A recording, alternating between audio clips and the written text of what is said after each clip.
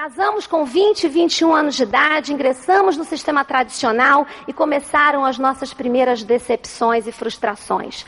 Quase 20 anos trabalhando dentro do sistema tradicional, passando, por altos e baixos. Meu filho ia fazer 18 anos, faltavam 4 anos para ele completar 18 anos. Eu ganhei um Fusquinha quando fiz 18 anos.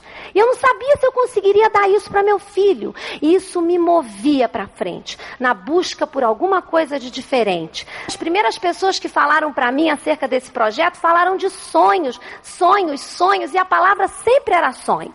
E talvez todas essas frustrações e decepções dentro do sistema tradicional, me impediam de sonhar alto. Eu tinha medo de sonhar. Eu tinha medo da frustração. Eu, por exemplo, nunca tinha saído do Brasil. Isso não me fazia infeliz. Mas eu tinha outros motivos, diferentes das pessoas que estão do lado de fora do nosso negócio, acham que nós estamos aqui só para comprar carro importado e casa nova. E não é assim. O sonho, ele pode ser definido por dois lados diferentes. Ele pode ser, sim, a vontade, o desejo de realizações grandes, materiais, coisas que te deem mais conforto. Mas ele pode também ser a libertação de uma dor, de uma angústia presente, de preocupações. E eu acho que se a minha patrocinadora tivesse procurado me patrocinar pelo lado sonho, realizações, ela não teria tido grande sucesso. Mas eu tinha uma coisa que me angustiava, de manhã acordar e antes de escovar os dentes, você tem um telefone na cabeceira da sua cama e a primeira coisa que você faz é pegar esse telefone e ligar para o Telefácil Bradesco para saber o seu saldo. Para saber se ao final do dia você teria condições de pagar aquilo que você precisava pagar naquele dia. Então, essa vontade de me libertar de preocupações financeiras, de angústias, isso me moveu para dentro desse negócio. Talvez você aqui seja assim também. Ou talvez não. Talvez você queira lutar por um grande ideal seu, uma causa válida. Talvez você queira passar por essa vida e dizer assim, olha, passei por essa vida, mas fiz uma diferença. E para isso, eu preciso ganhar algum dinheiro para investir em algumas coisas, em ideais meus. Então, eu realmente, quando entrei para esse negócio, era uma pessoa medrosa para sonhar.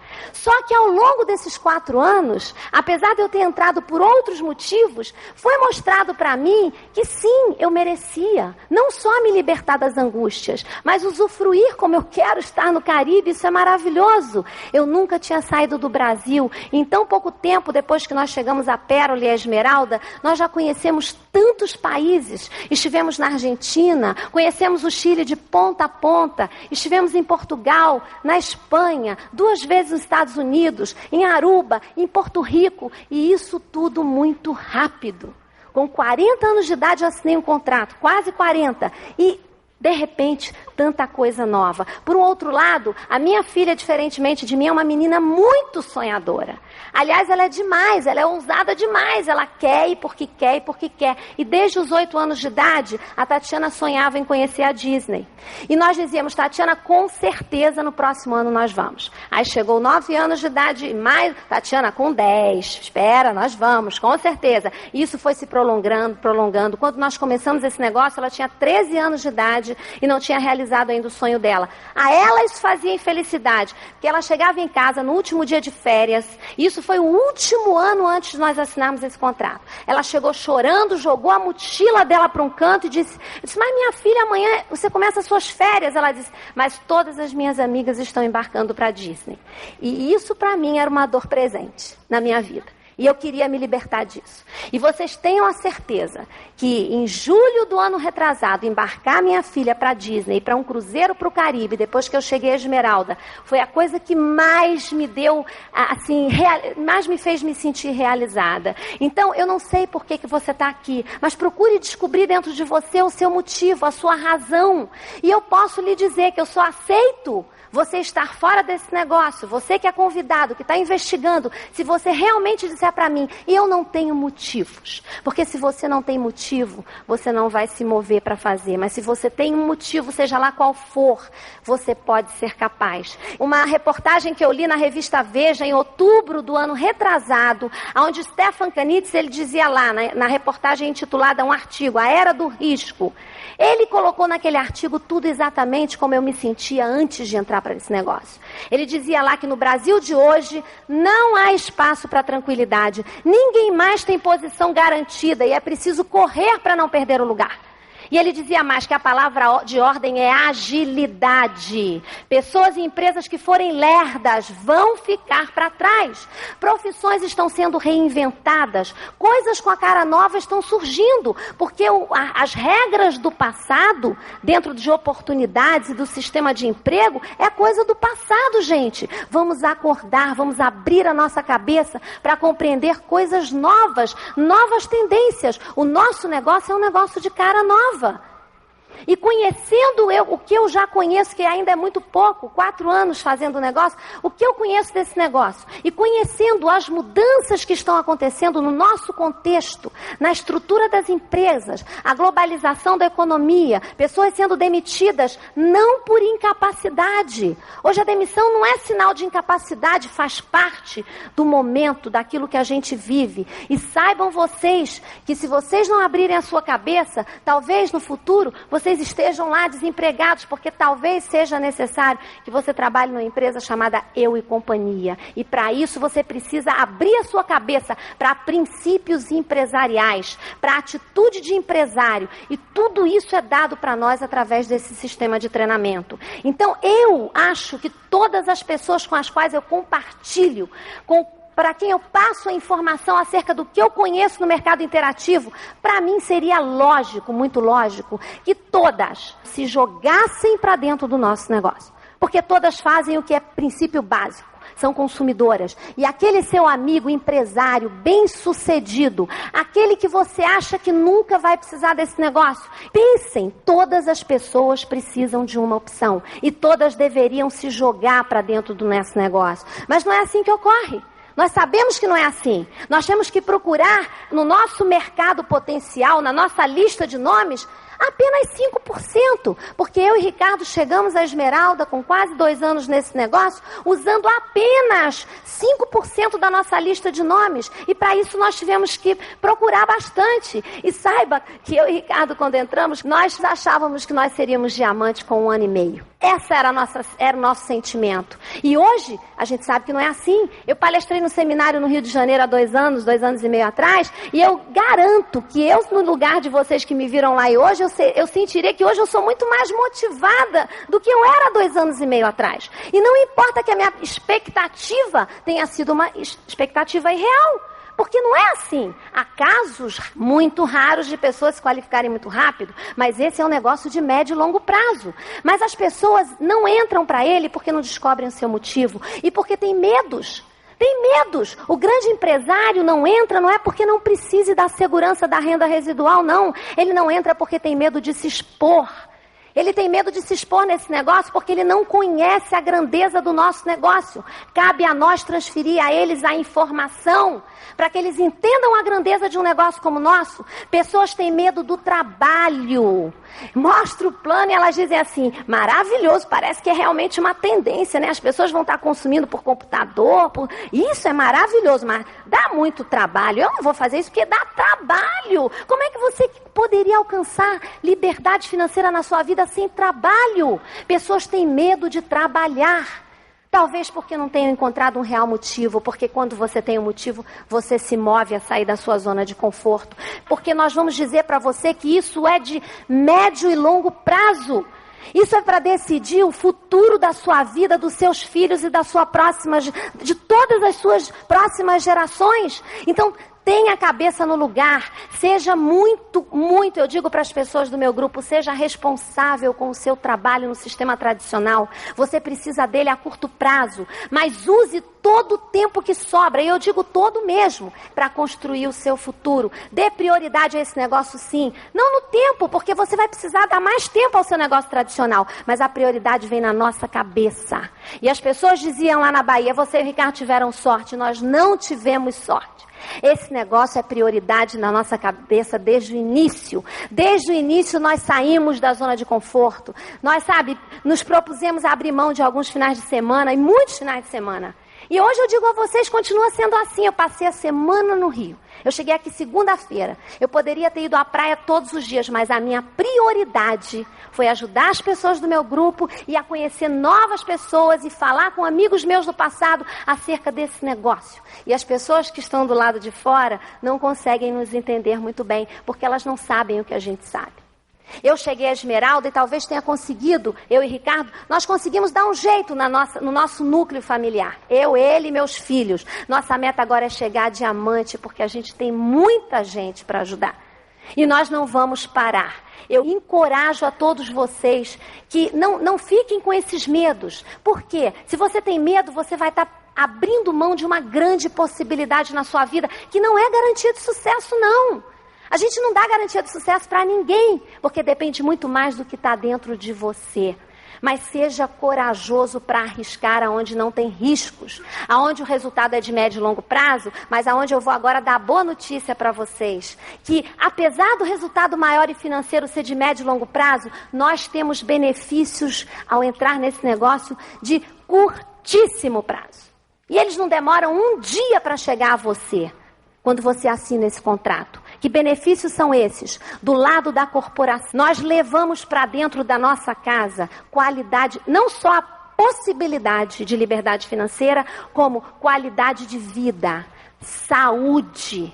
Porque essa corporação bilionária, que fatura quase 7 bilhões de dólares, compartilha o seu sucesso em prol da saúde, da comunidade, do meio ambiente. E não é marketing. Isso está na revista Magran, num depoimento de uma consultora de meio ambiente brasileira, isenta do negócio, que ela diz que isso não é questão de marketing. Vai desde a fabricação da fórmula dos produtos biodegradáveis, passa pela embalagem, porque na minha casa eu compro 1 litro de detergente de cozinha e faço 25 garrafinhas. E deixo de jogar no lixo por mês, como eu jogava antes, 8 garrafas plásticas de 500 ml no lixo todo mês. E só jogo esse litro 3 meses e meio depois que eu fiz as minhas 25 garrafinhas. E isso é preocupação com as nossas próximas gerações, com o meio ambiente. E essa empresa, num canal interativo, ela tem condições de formar na gente esse espírito da necessidade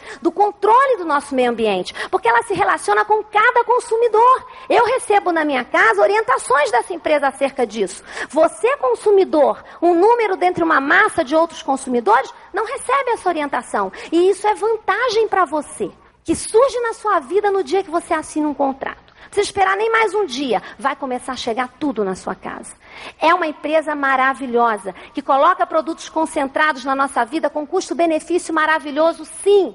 Eu não gosto de ouvir ninguém falar que esses produtos são caros. Aliás, eu detesto ouvir isso, porque os produtos são os mais baratos que nós poderíamos usar na nossa vida, porque são os únicos em que o nosso consumo é contabilizado para gerar renda para nós. Então, vamos consumir todos os competitivos, os que não são competitivos, porque o limpa-vidros não é competitivo, ele é mais caro que o limpa-vidro nacional. Mas eu uso assim mesmo, porque ele é maravilhoso. Não, aliás, não existe similar nacional. Então, vamos de uma vez por todas, não ficar buscando aqui e ali, você que é novo nesse negócio, não perca o seu tempo, sabe, com coisa que não vai te levar. Peça a quem te patrocinou, ou a quem vai te patrocinar hoje, que simplesmente ensine para você coisas básicas. O complicado que está na sua cabeça, deixa de lado, porque com o tempo você vai se esclarecer. Aliás, não tem melhor... Eu sei que o processo da decisão é um processo de informação. Pessoas, para decidirem, precisam de informação para se sentir seguras, não é verdade? Mas no nosso negócio, o melhor processo de informação está dentro dele. Eu aprendi isso com alguém que foi falar lá na Bahia para mim, a Regina Fuchs. Eu não encorajava tanto as pessoas, até que eu ouvi a Regina falar no seminário, quando a pessoa dizia para mim assim, olha, eu preciso de informação. Eu digo, ótimo, eu vou te dar mais informação. Hoje, quando alguém diz isso para mim, eu digo, ótimo, eu te encorajo a assinar agora. Porque a melhor maneira de você se informar é dentro do negócio, fazendo o negócio. No negócio onde não existem riscos, como eu falei, e existem esses benefícios fantásticos a curtíssimo prazo. Com essa corporação que está investindo 4 milhões de dólares na sua imagem esse ano, uma imagem que ficou do jeito que ficou pelo amadorismo do brasileiro, pela expectativa errada. Hoje nós sabemos que o negócio ele não faz seleção. Se você que é novo aqui, quer assinar um contrato, eu não vou mandar você procurar amanhã o escritório de RH ou então os profissionais consultores da Pronet. Não, ele não é, todo mundo pode começar, porque ele é autosseletivo, ele seleciona as pessoas que vão realmente ficar. E é isso que aconteceu. Se você está aqui hoje e você acha que já teve um grupo maior do que você tem, ótimo. Você já deveria saber isso talvez desde o início, não é? Por quê? Porque esse negócio cresce assim, ele explode, não é? As pessoas entram e aí há autosseleção. Ficam os que têm projetos de médio e longo prazo. Ficam os que resolveram assumir compromisso. E ficam os que resolvem para que você espere o médio e longo prazo. É preciso que você entenda os benefícios presentes que esse negócio te dá. E o segundo benefício está voltado ao sistema de treinamento. Porque o que eu considero é que esse negócio nos arranca no dia que nós assinamos esse contrato. Uma equipe está preparada para ajudar você a se transferir de um meio ambiente negativo que você vive, sabe, daquele dia em que você só encontra pessoas no trabalho tradicional, dizendo para você, não tente isso, cuidado, olha lá, não vai por aí, porque é isso que o seu amigo fala para você, é isso que muitas vezes a nossa família faz, porque nos amam, e porque tem cuidados com a gente, porque também vivem numa mentalidade negativa, e esse negócio nos transfere desse ambiente negativo e traz a gente para uma associação como essa num seminário, e eu não digo que seja só em seminário, não. Porque quando eu saio de casa para mostrar o plano de noite, eu encontro pelo menos, talvez um sócio meu, quando eu estou trabalhando profundidade, e essa pessoa está falando a mesma linguagem que eu. Nós estamos associados juntos, pensando em como construir um futuro diferente. Sabe, não é garantia de sucesso, mas é uma grande possibilidade para todos nós. Então, a você que é novo, que está aqui pela primeira vez, eu encorajo vocês. Eu encorajo vocês a não pensarem mais. Assinem hoje um contrato e comecem a lutar por essa meta que vocês viram aqui. Porque nada melhor do que ter uma meta. Nada melhor do que desenhar um caminho a seguir, não numa areia, mas num concreto. Porque se você desenha a sua caminhada rumo a esmeralda e diamante nesse negócio numa areia, no primeiro desafio você chega a areia para cá e o caminho faz assim, não é? E você vai moldando ele de acordo com o seu momento. Mas se você faz a sua decisão e se você traça o seu caminho no concreto, por mais desafios que você encontre, você não vai sair desse caminho. Você vai perseverar. E é isso que eu encorajo vocês a fazerem hoje. Busquem o seu motivo, um motivo forte, e tracem o seu caminho nesse negócio. Segurem na mão de quem te trouxe aqui. Porque a pessoa que te trouxe aqui tem uma equipe aguardando por você. Tem o patrocinador dela, tem o distribuidor direto dela, tem o Pérola, o Esmeralda, e essa equipe te aguarda. Eu e Ricardo tivemos que sair de Salvador para participar da nossa primeira convenção. E só fomos porque seguramos nas mãos de quem nos estava encaminhando, a nossa patrocinadora Silvia Sternberg, que só tinha uma semana de negócio quando nos patrocinou. Nosso nome era o primeiro nome da lista de nomes da Silvia Sternberg. E ela só tinha uma semana e ela não sabia nada para nos ensinar. Mas ela foi tão sábia, tão inteligente, que ela ligava todos os dias para a Bahia e dizia: vocês precisam ouvir o que o Aldo e a Andréa Wandersman têm para ensinar para vocês. Eles sabem muito mais do que eu. Eu não sei nada ainda. Vocês precisam ouvir o Aldo, vocês precisam ouvir o Aldo. E ela batia nessa tecla todos os dias por telefone de São Paulo para Salvador. E realmente, eu digo que ela foi sábia dentro desse negócio, porque ser sábio dentro desse negócio é edificar a sua linha de patrocínio. Porque não existe nada de mais valioso que você tenha. Eu me lembro que a Silvia nos ensinou a edificar o Aldo, né? E quando o Aldo chegou, nós estávamos fazendo muita coisa errada lá na Bahia. E o Aldo ia colocando a gente nos eixos. Ele foi 12 vezes. E por isso a nossa gratidão. Porque nesse negócio você também tem que ser capaz de abrir mão de coisas para investir no seu negócio. E esse casal, Aldo e Andréa Wandersman, eles são realmente o exemplo no que se refere a abrir mão de coisas para investir. Eles descobriram lá na Bahia que nós poderíamos construir esse negócio, a gente se mostrava comprometido e eles não pensaram duas vezes em nos ajudar. E nos ajudaram muito, são nossos professores. Quem não conhece a fita, que negócio é esse? Maravilhosa, dos nossos fantásticos esmeraldas. E o Aldo e a Andréia, eles só tinham 4 meses de negócio. Olha que interessante, né? Eu poderia ter pensado assim com o Ricardo: poxa, 4 meses só, eles não devem saber nada ainda. Só que nós imaginamos: puxa, dizem que a gente tem que ouvir uma fita por dia. Se o Aldo e a Andréia, em 4 meses, ouviram uma fita por dia, eles sabem muito mais do que a gente. Então vamos ouvir o que o Aldo tem a nos ensinar. E o Aldo e a Andréia, por sua vez, também foram inteligentes, porque edificar faz parte do sistema.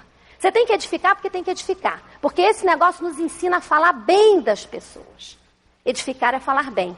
Mas é uma questão de inteligência. E o Aldo também, mesmo com 4 meses do negócio, ele sentia que ele precisava de ajuda. E ele ligava pra gente, todas as vezes que ele ia à Bahia, ele dizia, vocês precisam conhecer o Alain e a Renata Chadrick. E vocês precisam conhecer o Alain e a Renata. E na realidade, quando o Alain chegou à Bahia, de tanto o Aldo falar do Alain, nós colocamos muitas pessoas para ouvir o Alain.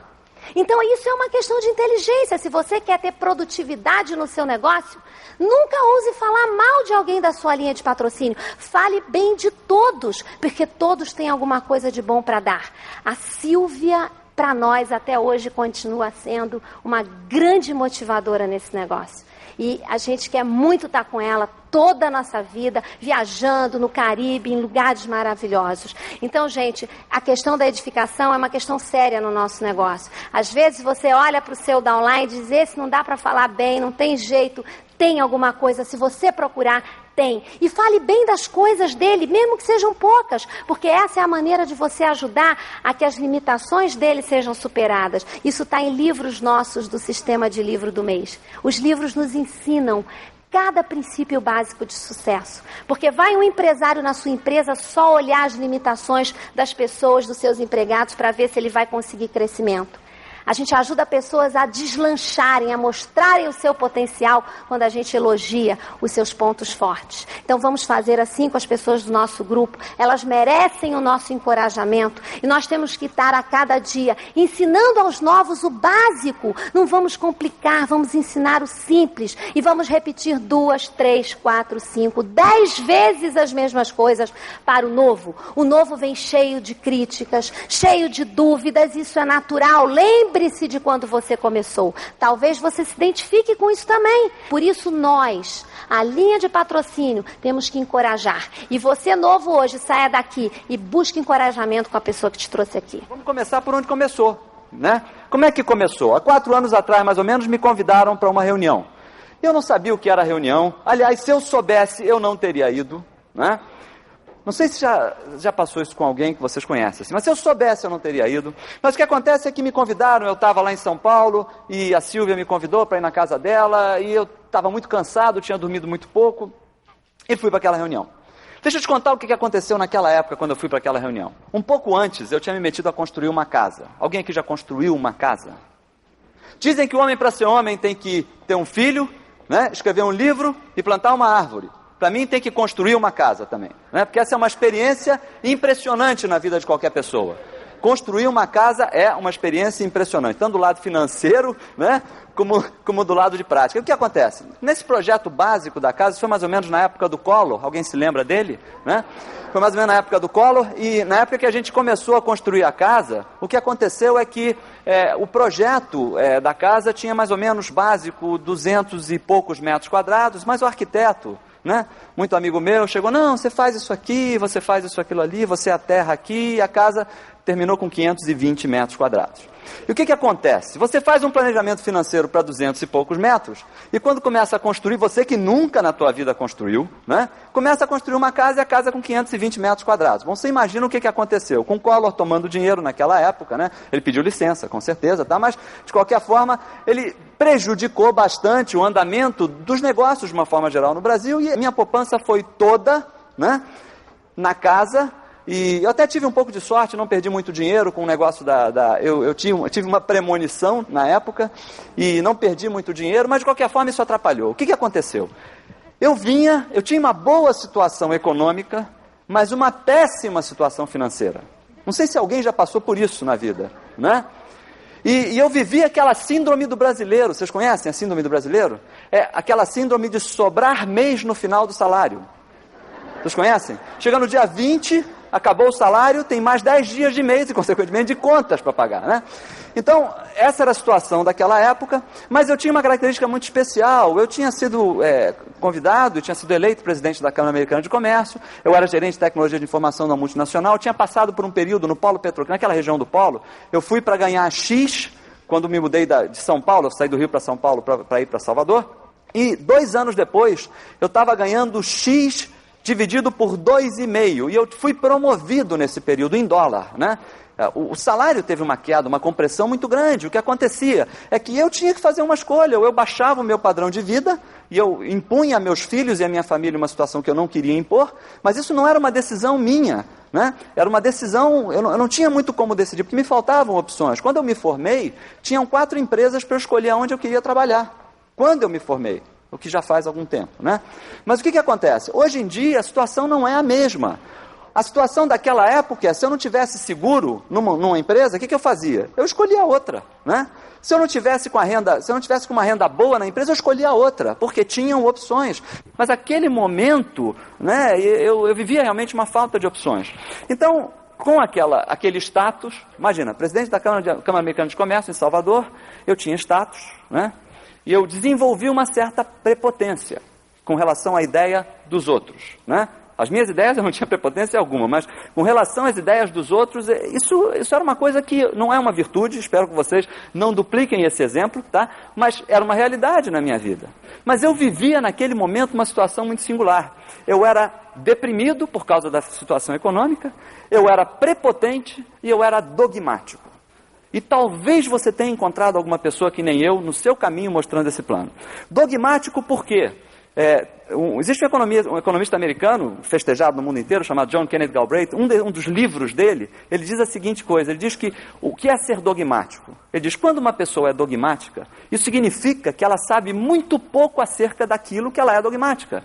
Porque o dogma se põe como uma defesa, né? Então, você conhece aquelas pessoas que dizem, já sei tudo, né? E já tem uma série de dogmas prontos. Eu já tinha meus dogmas prontos. Isso era uma defesa, naturalmente, né? Mas, mesmo assim, eu fui convidado, fui para lá para a casa da Silvia e sentei com uma cara muito amarrada. Na verdade, eu estava com muito sono. Eu já contei isso algumas vezes, algumas pessoas já ouviram, mas se você já ouviu, vai ter que ouvir de novo. Metade do plano, eu dormi, porque eu estava com sono. Quem estava mostrando o plano era o Aldo. E metade do plano, eu estava acordado, eu perguntava sobre aquilo que eu não tinha visto porque estava dormindo. Então, eu tumultuei o plano todo, né? Criei uma situação difícil. O Aldo manipulou isso muito, muito bem, né? Mas ao final do plano eu saí com a cara muito amarrada, muito amarrada. Interessante, o conceito é muito simples. O Alan outro dia foi dar um plano para a gente, ele começou lá na Bahia dizendo, essa é a ideia mais óbvia que você já ouviu na tua vida, né?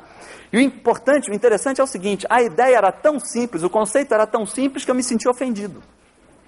Sério, eu me senti ofendido pela simplicidade da ideia, porque logo eu, né? E o que acontece? Eu estava ofendido com a simplicidade da ideia, mas eu não me senti ofendido com os resultados. Os resultados não me ofendiam, muito pelo contrário, eram extremamente agradáveis. Mas eu saí dali de cara, nem quis levar material de acompanhamento, e o Aldo virou para a Silvia e disse, Silvia, esquece esse careca. Ele nunca vai fazer esse negócio. Mas para você ver que muitas vezes as pessoas que saem do plano de cara amarrada, é que elas não conseguiram entender, né? Na verdade, a prepotência, eu era prepotente, mas não era burro. O que acontece é que, ao longo da minha ida para o hotel, algumas coisas foram se clareando na minha cabeça. E eu comecei a entender a profundidade do conceito empresarial desse negócio. Apesar de muito simples, um conceito extremamente sólido e interessante. E eu vou até falar um pouquinho sobre ele. Mas, o que ficava na minha cabeça era o seguinte, eu ia para o hotel, e tem mais, a Silvia me serviu um café muito forte no final. E eu acho que isso é a estratégia até que eu recomendo a todos vocês, né? Porque eu saí do plano, um café extremamente forte, cheguei no hotel, fechava os olhos, só via bolinha. Não consegui dormir, não sei por que só via bolinha, mas só via aquelas bolinhas e aquele negócio foi na minha cabeça, eu fui assimilando aquela ideia e até que eu entendi o seguinte, eu entendi que eu não tinha nada a perder em tentar, né? Porque se desse certo, fantástico. Se não desse certo, fantástico. Porque pelo menos eu teria aprendido alguma coisa a mais, não teria ficado parado naquele lugar que eu estava, me lamentando porque vi alguém realizar aquilo que eu não tive coragem, né? Então o raciocínio foi muito lógico. O que eu tenho a perder em tentar? Nada, o investimento era irrisório, né? Eu tinha que dedicar algum tempo, mas o tempo você conseguia priorizar, conseguia trabalhar. Mas o que me fez iniciar o desenvolvimento desse projeto foi que o Aldo falou nos sonhos, e a Dori falou nos sonhos, né? Mas não só isso, mas compreender o que eu tinha nas minhas mãos. O que é esse negócio na prática? Qual é o conceito empresarial desse negócio, né? Como eu entendi depois? Eu entendi o seguinte, existe um mercado tradicional aqui, né? Esse mercado tradicional tem aqui inúmeros consumidores que estão injetando dinheiro nesse mercado todo dia porque precisam se abastecer. Porque se não fizerem isso, não vão conseguir conviver na sociedade, né? Você imagina uma pessoa que diz, não, eu não quero mais consumir, não vou mais tomar banho. É um negócio muito básico, então elas têm que estar injetando capital nesse mercado, injetando dinheiro aqui, porque precisam trocar dinheiro por produtos e serviços. Só que elas fazem isso de uma forma desorganizada. O que é o nosso negócio? O nosso negócio nada mais é do que cortar fatias desse mercado e organizar essas fatias em uma estrutura de consumo fechado. O nosso negócio é um mercado de consumo fechado, que compete com o mercado tradicional. Num plano que o Marcelo deu no Chile uma vez, eu estava lá sentado ouvindo, e ele dizia, para que alguém ganhe, alguém tem que perder, não é? Quem perde com esse negócio? Esse negócio compete com o mercado tradicional. De onde é que você acha que saíram 150 milhões de dólares de faturamento? Claro, saiu de algum lugar. Esse faturamento já estava posicionado nesse mercado. Ele foi deslocado para esse novo mercado, que é o mercado interativo, né? Ou o mercado de consumo fechado. Tá? E esse conceito é que, poxa, mas peraí, isso é muito lógico. É extremamente lógico. E eu comecei a me encucar, porque eu olhava essa ideia e pensava assim, olha a prepotência, como é que eu nunca pensei nisso antes? Olha a extensão da prepotência, né? Então, como é que eu nunca pensei nisso antes? Então, isso é moleza. Todo mundo vai entrar, porque é muito lógico. É óbvio demais, e por ser óbvio demais, todo mundo vai entrar. Aí, eu comecei a fazer um planejamento. Bom, daqui a alguns meses eu sou diamante, com essa moleza toda, né? Demorou um pouquinho para entender que o lógico não é o bastante para fazer as pessoas tomarem uma decisão e se dirigirem à ação. O lógico não é. Por favor, fiquem de pé todas as pessoas que não estão satisfeitas com o peso que tem hoje em dia e que gostariam de perder alguns quilinhos. Por favor, de pé. Qual seria o lógico? Senhores, por favor, qual seria o lógico? O lógico seria, se você não está satisfeito com o seu peso, você tinha que estar fazendo ginástica, no mínimo 3 vezes por semana, não podia estar comendo massa, só folha e coisa que não engorda, não é? Fazendo um regime, comendo nas horas certas, não beliscando, não assaltando a geladeira. Quem é que está fazendo isso consistentemente, senta. Quem não está, fica de pé. Peraí, não é lógico isso? E por que vocês não fazem? Entendeu? Se vocês não fazem o lógico para tratar da saúde de vocês, para perder aqueles quilinhos que incomodam vocês na frente do espelho, entendeu que o lógico não é o bastante? O que você precisa é ter uma motivação adicional. Essa motivação é muito emocional. Por isso é que muitas pessoas não entendem por que eu tenho que ir para a convenção. Porque você não desenvolve esse negócio pela racionalidade. Se fosse assim, todos os professores, todos os doutores, todas as pessoas têm doutorado, mas todas as pessoas que são extremamente inteligentes e lógicas fariam negócio, seriam diamantes. Não é o caso, entende? Há necessidade de um componente emocional, e o que a convenção faz é fazer você entender esse componente emocional e se dirigir para uma mudança importante na tua vida. E a gente vai falar mais sobre isso. Mas a questão é que demorou um pouquinho para eu entender que o lógico não era o bastante. Mas demorou mais ainda para eu entender que eu mesmo assim tinha que mostrar esse projeto para todo mundo. Que eu não poderia deixar de mostrar esse projeto para todo mundo, independentemente do que as pessoas pensassem do que eu estava fazendo. Você quer saber por quê? Deixa eu contar um pouquinho a história para vocês do que vai acontecer nos próximos anos aqui nesse país, ou do que pode acontecer nos próximos anos no nosso mercado, para você entender por que você tem que compartilhar isso com todo mundo. O Brasil, existe um índice que se define para que a gente possa entender qual é o tamanho dos mercados e o potencial dos mercados. Esse índice é um índice que é utilizado para avaliação desses mercados, se chama consumo per capita. O que é o consumo per capita? É o faturamento do país dividido pelo número de habitantes do país. Tá? Eu não posso pegar e comparar o consumo per capita do Brasil com o consumo per capita do Japão, que são economias totalmente distintas, né, com características diferentes. Mas eu queria saber mais ou menos um país que tivesse 20 anos, que eu queria olhar esse negócio de médio e longo prazo, para poder avaliar quais eram as possibilidades do nosso mercado. E aí descobri um paísinho chamado Malásia. E me contaram que esse país, no ano de 96, teve um faturamento no nosso negócio de cerca de 600 milhões de dólares. Né? A Malásia tem cerca de 22 milhões de habitantes, o que dá um consumo per capita da ordem de 30 dólares por habitante. A Malásia é um país que a gente pode comparar com o Brasil. Né? Porque tem uma estrutura socioeconômica mais ou menos semelhante. Significa o seguinte, o Brasil hoje tem 160 milhões de habitantes, né? Vamos colocar 150 para ficar uma conta mais clara. Consumo per capita de $1 por habitante hoje, 1996, por aí, por essa base. A Malásia, 600 milhões de dólares, consumo per capita por habitante, 30 dólares por habitante. Se vocês não duplicarem muito nos próximos anos, no tradicional, tá? Significa, vamos imaginar que o Brasil permaneça com 150 milhões de habitantes. Se por acaso o Brasil, com as características mais ou menos semelhantes à da Malásia, que a gente poderia utilizar, se a gente tem esse potencial para alcançar, significa que o mercado brasileiro tem um potencial nos próximos 20 anos para alcançar um consumo per capita semelhante a esse de 4,5 bilhões de dólares de negócios no Brasil. Mas, Ricardo, peraí, não vão ser 150 milhões de habitantes, tá bom, o Banco Mundial está projetando aí para 2020 235 milhões de habitantes. Então a gente está falando de 7 bilhões de dólares como mercado potencial. Ah, mas Ricardo, isso é um absurdo, 30 dólares por habitante não dá. Então tá bom, vamos supor que eu tenha errado muito, vamos cortar pela metade, tá? Vamos para os 15. Se forem 15 dólares por habitante, a gente está falando de 2,25 bilhões de dólares ou 3 bilhões de dólares de mercado potencial. Viável para os próximos 20 anos. Meus amigos, imaginem o seguinte, todos os distribuidores que estão nesse país só tiveram a capacidade de gerar um faturamento de 150 milhões de dólares. Olha que coisa interessante, a diferença entre esse faturamento e o faturamento potencial vai ser gerado pelos grupos novos que estão começando a partir de agora. Vamos supor que sejam 15, né? 15 dólares, que fique ao redor disso. Com $1 por habitante, a gente conseguiu fazer 130 esmeraldas, a gente conseguiu fazer 15 diamantes, né? 130 vezes 15. 1.950 esmeraldas como potencial. Não sei se você gostaria de fazer parte desse time. Se você gostaria, tem que começar agora, porque tem lugar para você. Esses números demonstram. Os caras falam para mim assim, Ricardo, eu não acredito que o negócio funciona. Meu amigo, não é questão de acreditar, é questão da qualidade das evidências que você tem na tua mão, sabe? Esse negócio é muito grande. Agora, por que você tem que mostrar para todo mundo? Por 2 motivos. Imagina o que teus amigos vão pensar de você quando eles descobrirem que você sabia disso e não disse para eles. Imagina que consideração eles vão ter por você, né? Grande amigo, muito amigo, né? Sabia disso e não me disse. Talvez até ele não entenda isso hoje, mas não importa.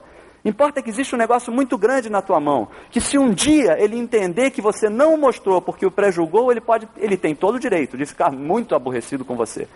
Muito, muito aborrecido. Então você tem que mostrar para todo mundo. E tem mais, não saia do negócio, sabe? Começou, não saia, porque imagina o tamanho da tua dor de cotovelo daqui a 20 anos, quando isso estiver acontecendo. Agora eu vou falar um pouquinho para quem já está no negócio há um ano e meio, que já acha que convidou todo mundo, e que eu sei que não convidou, né? Que eu sei que não esgotou a lista. Mas as pessoas que já estão no negócio há algum tempo têm a péssima mania, e isso eu posso me incluir, né? Até me disciplinar, eu também tinha essa mania. Eu pegava a minha lista e antes de telefonar ficava horas escolhendo o nome que eu ia chamar, né? Tem alguém aqui que se identifica com isso? Né? Então, claro. Então, o que eu fiz? Para resolver esse problema, eu peguei a minha lista e organizei em ordem alfabética, sabe?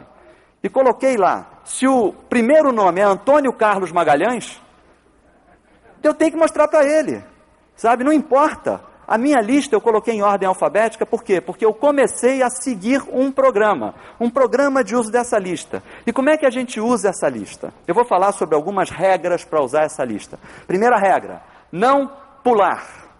Significa que o primeiro nome é o primeiro nome, sabe? Isso é, a posição física está lá. Você só passa para o segundo depois que contatar o primeiro, é claro, não sei que o cara tenha morrido, né? Mas se o cara está vivo, você contata aquele cara porque ele é o primeiro nome da lista, não pule. E eu vou dar um exemplo de problemas com pular a lista. Tinha uma pessoa que era da alta sociedade e eu mostrei o plano para ela, ela gostou do negócio e tal, assinou o contrato, então vamos organizar uma reunião na tua casa. Tá bom, fantástico. Então, marquei no domingo para ver a lista, eu ia dar a reunião aberta na segunda, vimos a lista e tinha lá, o primeiro nome da lista era o cara que era dono de uma rede de hotéis. Eu disse, fantástico, esse é o primeiro cara que você deve convidar, leva ele para a reunião aberta. E a pessoa disse, tudo bem e tal. Segunda-feira na reunião aberta, ela não me apresentou o cara, eu também esqueci.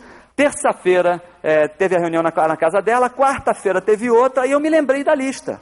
Né? Vem cá, e o cara? Eu disse, não, sabe o que é? Eu ia chamar, mas meu marido disse que ele não precisa do negócio. Esse cara é muito rico, não precisa do negócio. Eu disse, tá bom, mas vem cá, quem disse para você que não é para chamar? Teu marido não entende nada desse negócio, eu falei para você chamar, né? Então convida ele para amanhã. Amanhã a gente tem que estar junto, ele tem que ver esse projeto. Ele disse, tá bom, eu vou chamar. Isso foi na quarta-feira, quinta-feira ela liga. Quinta-feira, por volta de, sei lá, umas 2 horas da tarde, por aí. Toca o telefone, o cara atende e Alô, fulano de tal, eu queria convidar você para um negócio, para uma oportunidade de negócio. E o cara do outro lado já, sacou, né? Eu disse, pois é, eu não conhecia esse negócio. Eu nem sabia da existência. O que se passou é que na terça-feira entrou aqui no meu escritório um rapaz que eu não conhecia, indicado por uma pessoa lá do Rio de Janeiro, entrou aqui e me mostrou o projeto. E eu achei o negócio fantástico. Aliás, ele está vindo aqui para assinar o contrato daqui a pouco. E esse cara foi Silver Producer em 5 meses. Tá? Primeira regra. Não pule, tá? Segunda regra, não adie. Ah, não consegui falar com ele, o telefone está ocupado. Tudo bem, o telefone está ocupado, passa para o próximo, volta para ele de novo. Não adia. Eu vim para o Rio de Janeiro, como eu venho com frequência, e para trabalhar minha lista do Rio, e estava o nome de um padrinho da minha mulher, né, que é um cirurgião plástico. E eu tentei falar com ele, não consegui. Tentei falar com ele, não consegui. Tinha ainda mais, eu ia viajar nesse dia, mas tinha mais algumas horas para tentar falar, mas não, deixa. Eu, quando voltar para cá, eu falo. Viajei para Salvador, algumas semanas depois, toco o telefone lá em casa, minha sogra, né, que está até aqui hoje, né? Minha sogra, Dori, você sabe quem entrou no negócio? Eu disse, não. Pois é, fulano de tal, que é o padrinho dela. Aí a Dori, pô, que bom, no nosso grupo. Ele disse, não, no grupo de fulano de tal, que é um outro diamante que nem é o Terry, tá? E eu fiquei bem chateado. Bom, resumindo, ele ligou lá para casa depois, falou com a gente, muito entusiasmado no telefone, disse, você sabe por que eu entrei no negócio? Disse, não, além de eu achar um negócio muito interessante, eu tenho muitos motivos, o que se passou é que me mostraram uma revista, que era uma Amagram de capa azul. E eu folheando a Amagram, eu vi 2 pessoas, era você e Dori. E vocês estavam sendo qualificados como esmeraldas naquela revista. Voltei para o Rio, alguns meses depois, mãe, vamos ligar para algumas amigas tuas e tal. E liguei para um casal que eu adoro, né? Malu e Duda, moram em Petrópolis, não consegui falar. Bom, depois eu falo. Ao invés de chegar em Salvador e tentar ligar, porque é mais fácil ligar para o Rio de Salvador do que da minha casa, da casa da minha mãe, para qualquer pessoa que eu conheça aqui, né? Ao invés de chegar em Salvador e tentar ligar, o que eu fiz? Não, deixa, quando eu voltar para o Rio eu ligo. Bom, daqui a alguns dias toco o telefone à minha mãe. Ricardo, sabe quem entrou no negócio? Disse, não. Já estava desanimado com essa ideia de telefone tocando de noite, dizendo, sabe quem entrou no negócio? Disse, pois é, a Malu. Eu disse, que bom, no meu grupo. Disse, não, no grupo do padrinho da Dori, o cirurgião plástico. E tem mais, os 2 não se conheciam. Olha que coisa impressionante. Então a segunda regra é, não adie, por favor. Terceira regra, não temer. O que é não temer? Às vezes você olha para aquela pessoa que você gostaria de chamar, mas você fica com medo de mostrar o plano para ela. Olha que coisa mais sem nexo. Você tem medo de mostrar esse plano para alguém, porque acha que a pessoa, o que ele vai pensar? Meu amigo, lembre-se disso daqui. Imagine, o que ele vai pensar de você se você não mostrar? Porque quando ele descobrir que você sabia e não mostrou para ele pode ficar muito chateado, né? E na verdade, vocês têm que entender o seguinte, a realidade da vida, no que se refere à situação financeira, não é quanto a pessoa ganha, mas é quanto ele gasta, comparado com quanto ele ganha. Tem muitas pessoas que aparentam uma situação fantástica, mas na verdade estão numa situação econômica, financeira muito difícil. O mesmo que não estejam, tem algumas pessoas que têm a percepção e que conseguem captar o que eles têm na mão, o que está sendo oferecido a eles. Então você não tem que temer, de forma alguma. O que pode acontecer se você temer alguém um dia colocar o dedo do teu nariz e dizer, quem é você para decidir o futuro da minha vida? Mas vocês vão ouvir muitas opiniões. Ah, não, esse negócio não funciona porque eu conheço muita gente que entrou e saiu, né? Isso é claro. Você conhece algum restaurante que tenha fechado? Já viram algum? Vocês conhecem alguma escola de línguas que tenha fechado? Vocês conhecem algum, cinema que tenha fechado, né? Você conhece alguma empresa de informática que tenha fechado? E olha que informática é um negócio da onda, né? É um negócio do presente. Claro, né? Isso quer dizer que negócios de informática não são bons negócios? Quer dizer que restaurante não é bom negócio? Né? Quer dizer que escolas de língua? Não. Claro que não. Outro dia eu fui mostrar esse plano na universidade, mostrei esse plano para uma professora do curso de filosofia. E no final do plano ela disse, não, você sabe, Ricardo, eu não acredito que esse negócio funcione, porque eu tenho muitos amigos que entraram nesse negócio e saíram, né? E eu perguntei para ela, a senhora é professora do curso de filosofia? Vem cá, quantos alunos entraram no curso de filosofia? Não, entram normalmente por ano. Ela disse 40. E eu perguntei para ela, vem cá, quantos se formaram esse ano? Ela disse 1. Também a senhora, seu curso de filosofia não funciona? Mas não é verdade, o curso de filosofia dela funciona. Claro que funciona, e é um excelente curso. Mas é que algumas pessoas superam os obstáculos, outras não. Por isso é que eu disse, você tem que fazer parte do grupo dos melhores. E os melhores nunca desistem. Os melhores nunca desistem, tá? Você vai ouvir opiniões? Vai. Vamos falar um pouquinho de algumas opiniões que poderiam ter mudado o perfil do mundo. Essas opiniões estão numa revista chamada Newsweek, que é uma revista muito conhecida, extremamente respeitada no mundo, tá? E essa revista é uma revista que saiu no final do ano, janeiro 27, aliás, no início do ano, falando sobre as expectativas após o ano 2000. E saíram algumas opiniões interessantes. O título é Os Dias Sombrios da Terra do Amanhã.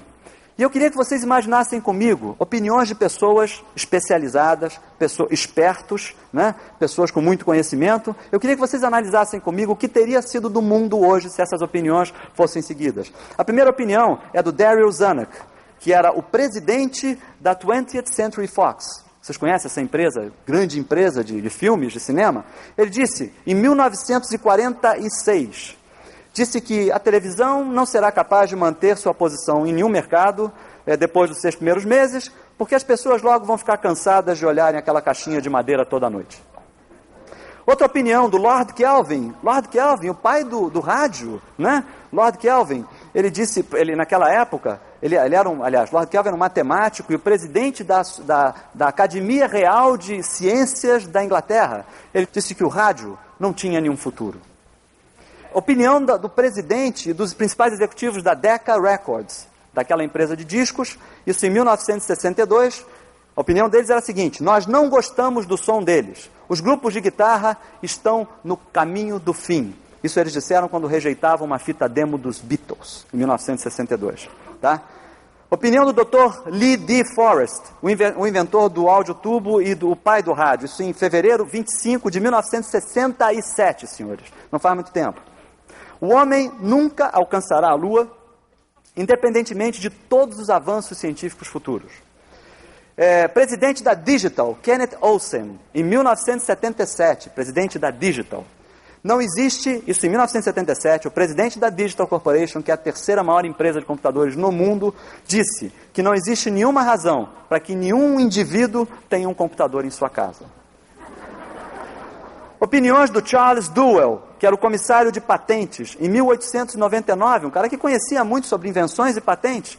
Ele disse que tudo que tinha que ser inventado já foi inventado. Isso em 1899. Tá?